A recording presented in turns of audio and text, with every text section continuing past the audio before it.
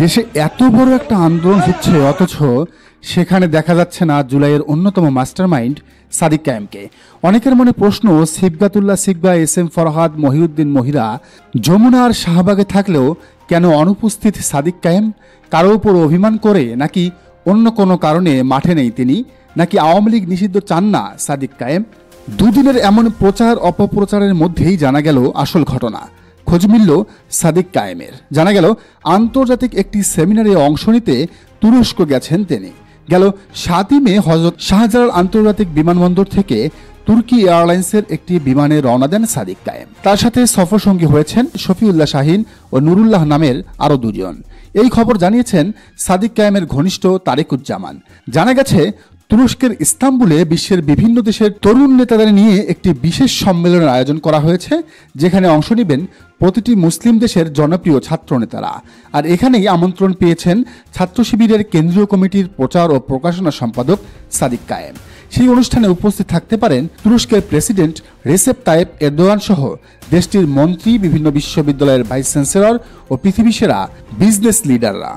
এই কনফারেন্সে আন্তর্জাতিক কূটনীতি, নীতি নির্ধারণ, নেটওয়ার্কিং সহ লিডারশিপের নানান দিক নিয়ে হাতে কলমে শেখাবেন গ্লোবাল এক্সপার্টরা, যা বাংলাদেশের রাজনীতি, অর্থনীতি ও কূটনীতিতে কাজে লাগাতে পারবেন সাদিক কায়েম। অনেকেই বলছেন জামায়াতে ইসলামী এবং ছাত্র শিবির তাদের দল ক্ষমতায় গেলে এমন কিছু মানুষদের বিভিন্ন মন্ত্রণালয়ের মন্ত্রী বানাবেন, যারা হবেন ওই মন্ত্রণালয় সম্পর্কিত বিষয়ে এক্সপার্ট। যাকে অর্থ মন্ত্রণালয়ে দায়িত্ব দেওয়া হবে, তিনি যেন দেশের অর্থনীতির 12টা না বাজিয়ে বরং ব্যাপক উন্নতি ঘটান। যিনি স্বাস্থ্য মন্ত্রণালয়ের মন্ত্রী হবেন, তিনি যেন স্বাস্থ্য খাতের সব বিষয় আগে থেকে জানেন।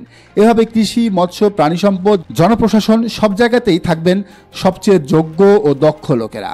মানে একটা অভিজ্ঞ, দক্ষ ও সৎ মন্ত্রী পরিষদ হবে জামাতে ইসলামীর। আর এরই অংশ হিসেবে বিভিন্ন সময় বিভিন্ন দেশের বড় বড় কনফারেন্সগুলোতে বেছে বেছে লোক পাঠায় জামাত। সাদিক কায়েম সেই মাস্টার প্ল্যানেরই একটা পার্ট। জামাত চায় সাদিকের মতো জনপ্রিয় ছাত্রনেতারা এখন থেকে রাষ্ট্র পরিচালনায় দক্ষ হয়ে উঠুক। আর যেহেতু সাদিকের পড়াশোনা ঢাকা বিশ্ববিদ্যালয়ের পলিটিক্যাল সায়েন্সে, তাই তার জন্য এই জায়গাটা পারফেক্ট। এদিকে নিজে সরাসরি আওয়ামী লীগ নিষিদ্ধের আন্দোলনে না থাকলেও ফেসবুকে নানাভাবে তার অনুসারীদের সেখানে যেতে উদ্বুদ্ধ করছেন সাদিক কায়েম। তুরস্কের মতো একটা দেশে যাওয়ার কথা সামাজিক যোগাযোগ মাধ্যমে না জানালেও তিনি ঠিকই হাসনাতদের আহ্বানে সাড়া দিতে বলেছেন দেশবাসীকে। সাদিক লিখেছেন, অবিলম্বে আওয়ামী লীগের রাজনীতি নিষিদ্ধ ঘোষণা করতে হবে। জুলাইয়ের আকাঙ্ক্ষা বাস্তবায়নে আওয়ামী লীগ নিষিদ্ধের দাবিতে ইসলামী ছাত্র শিবিরও রাজপথে থাকবে ইনশাআল্লাহ। বাংলাদেশের সর্বস্তরের ছাত্র জনতাকে আওয়ামী লীগ নিষিদ্ধের দাবিতে রাজপথে নেমে আসার আহ্বান জানাচ্ছি। তবে দুধের স্বাদ কি আর ঘোলে মেটে? সাদিক কায়েম ছাড়া যেন জমছেই না শাহবাগ।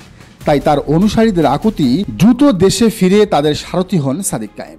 যদিও এরই মধ্যে সাদিক কায়েমের সমালোচনাও শুরু করেছেন কেউ কেউ। বলছেন সাদিক তুরস্ক থেকে হয়তো আর ফিরবেন না।